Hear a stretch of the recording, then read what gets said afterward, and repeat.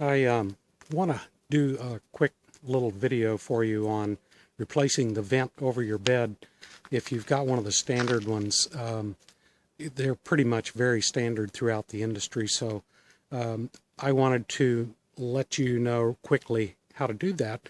I didn't go into great detail, but I'm going to put a link down below for a site that goes through a much longer process and two guys doing it. But I wanted you to know one person can do it. And by the way, you need a Robertson screwdriver on those inside corners to take that flange down. So I said Phillips, and that's wrong. You need a Robertson. Alrighty, here we go. Okay, we're going to replace the vent cover up there. We're going to start by taking that center arm handle cranker dude off. It's a Phillips head screw. We'll just take that off. And then there's 4 Phillips head screws holding this in. So we'll take that apart. Now there are 2 screws holding this piece in right here. And one is up there.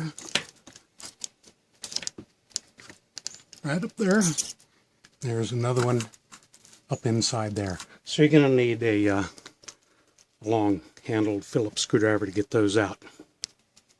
And next, we're going to take these screws off. There's one here, one back here, so we can get this assembly loose. Right there. And next, we'll just slide this part right out of the hole here. Down she comes. Okay, we'll put this all back in. And our next part, just going to be to bring the cover back, and this will slide right out. And we'll put on a new one. I got a universal bit line lid. It's made by Hing's Industry. $20 for that. Probably going to get a lot cheaper over online, but I can't do that right now. Okay, new cover on. And we're just going to repeat the procedure and putting everything right back like it was. So that's it on putting up a new vent cover on your roof. The old one will just slide right off. There may be some little pinched tubing at the end, like they show on a video if you'll go watch that one, but mine didn't have that.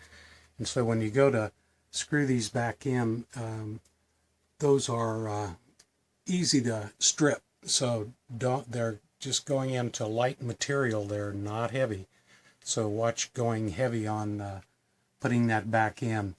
And it helps if you have a magnetic head screwdriver, because getting those 2 that were up on the inside back over in here, those were a little hard to get to, but that would really help you.